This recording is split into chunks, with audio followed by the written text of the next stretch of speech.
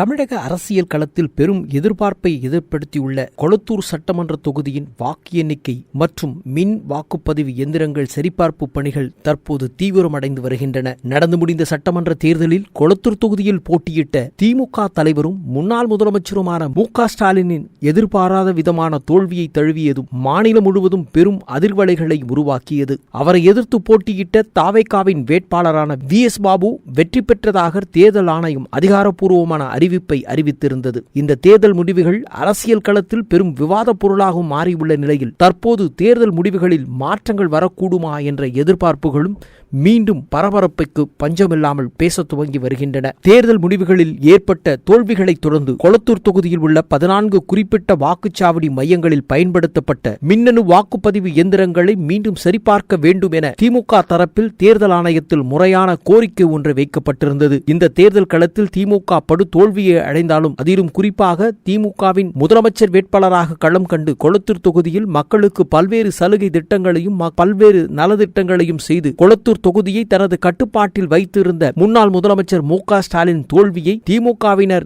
எந்த சூழலும் ஏற்றுக்கொள்ள முடியாத சூழலில் இருந்து வரும் நிலையில் தற்போது தேர்தல் ஆணையத்தை அணுகியிருக்கிறது திமுக. சுமார் 9,000 வாக்கு வித்தியாசத்தில் தான் தோல்வி அடைந்ததாக அறிவிக்கப்பட்டிருந்த நிலையில் வாக்குப்பதிவு எந்திரத்தில் ஏதாவது தொழில்நுட்ப கோளாறுகள் அரங்கேறியிருக்கும் அல்லது கணக்கு பிழைகள் இருந்திருக்கலாம் என்ற சந்தேகத்தின் அடிப்படையில் இந்த சரிபார்ப்பு பணிகளை உடனடியாக நடத்த வேண்டும் என தேர்தல் ஆணையத்திடம் திமுக கோரிக்கை வைத்திருந்தது. இந்த கோரிக்கையை ஏற்று சம்பந்தப்பட்ட 14 வாக்குச்சாவடி மையங்களில் பயன்படுத்தப்பட்ட இவிஎம் எந்திரங்களை முழுமையாக சோதிக்கும் பணிகளில் தீவிரமாக களமிறங்கியுள்ளது தேர்தல் ஆணையம். தமிழக அரசியல் வட்டாரத்தில் இது மிகப்பெரிய திருப்பு முனையை ஏற்படுத்தப்படும் என திமுக தொண்டர்களால் எதிர்பார்க்கப்படும் நிலையிலும் தற்போது தேர்தல் ஆணையத்தின் முடிவுகளுக்காக காத்திருக்கும் நிலையில் என்ன பதில் வர இருக்கிறது என்ற எதிர்பார்ப்பு அரசியல் களத்தில் அனல் பறக்க செய்திருக்கிறது. இவிஎம் எந்திரங்களின் சரிபார்ப்பு பணியில் ஒருவேளை வாக்கு எண்ணிக்கையில் மாற்றம் ஏற்பட்டு மு.க. ஸ்டாலின் வெற்றி பெற்றதற்கான சூழல் உருவானால் அவர் வெற்றி பெற்றதாக அதிகாரப்பூர்வமான வாய்ப்புகள் தேர்தல் ஆணையத்தால் அறிவிக்கப்படக்கூடும் என சில அரசியல் நோக்கர்கள் கருதுகின்றனர். ஆனால் கடந்த கால அனுபவங்களை வைத்து பார்க்கும் பொழுது பெரும்பாலாக ஒரு வாக்கு வித்தியாசத்தில் தோல்வியுற்றவர் முறையாக தேர்தல் ஆணையத்தை அணுகிய போதும் தேர்தல் ஆணையம் அந்த நிலைப்பாட்டில் பல்வேறு அணுகுமுறையை கையாண்ட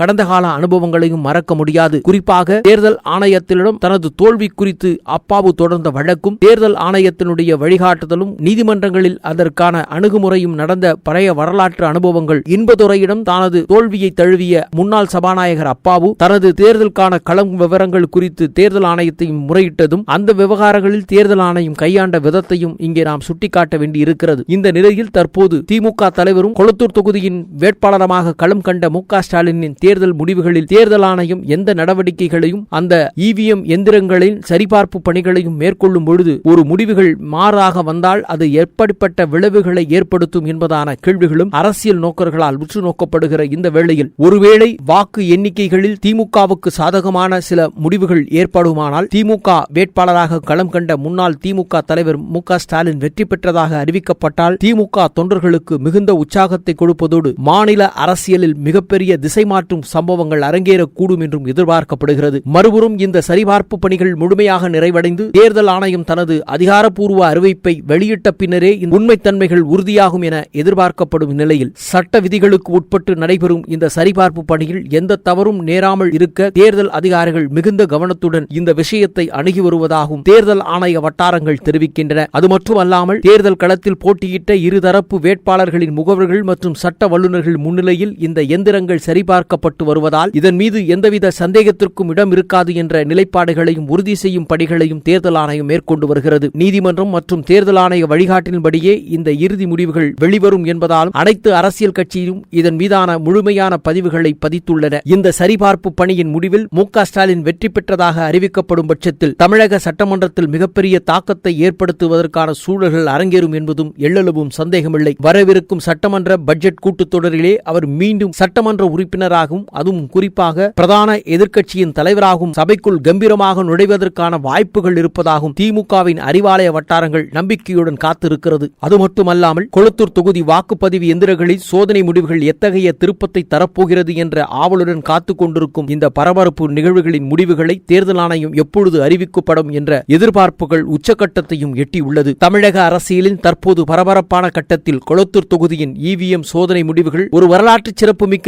நிகழ்வாக கூட மாறக்கூடும் அமையக்கூடும் என அரசியல் நோக்கர்களால் கருதப்படுகிறது. தேர்தல் முடிவுகள் மாற்றியமைப்பதற்கான சாத்தியக்கூறுகள் மற்றும் இது தொடர்பான சட்டப்பூர்வமான நடைமுறைகள் தீவிரமாக ஆராயப்பட்டு வரும் நிலையில் அடுத்த சில மணி நேரங்களில் என்ன அதிகாரப்பூர்வ தகவல்களை தேர்தல் ஆணையம் தர இருக்கிறது, இதன் மூலமாக தமிழக அரசியல் களத்தில் புதிய பல அதிர்வலைகள் ஏற்படுத்துவதற்கான வாய்ப்புகள் அமையக்கூடுமா என்றும் அரசியல் நோக்கர்களால் எதிர்பார்க்கப்படுகிறது. தோல்வியை சந்தித்த ஒரு முன்னாள் முதலமைச்சர் மீண்டும் சட்டப்பேரவைக்குள் நுழைவதற்கான வாய்ப்பை ஏற்படுத்தி தருமா தேர்தல் ஆணையம்? எந்திர கோளாறு என்பதை நம்பகத்தன்மையை வெளிப்படுத்துவதில் தேர்தல் ஆணையம் எடுக்கும் அடுத்த கட்ட முடிவுகளை பொறுத்தே கொளத்தூர் தொகுதியின் சட்டமன்ற வேட்பாளர் ஏற்கனவே வெற்றி வேட்பாளர் என அறிவிக்கப்பட்டிருக்கும் VS பாபு ஆளுமையை அங்கீகரிக்கப் போகிறாரா அல்லது மீண்டும் திமுகவின் தலைவராக இருந்த MK ஸ்டாலினே கொளத்தூர் தொகுதியை கைப்பற்றப் போகிறாரா என்பது தேர்தல் ஆணையத்தின் அதிகாரப்பூர்வ அறிவிப்பின் கைகளில்தான் இருக்கிறது என்ற எதிர்நோக்குகள் பெரும் பரபரப்பை எதிர்நோக்கி நிற்கிறது.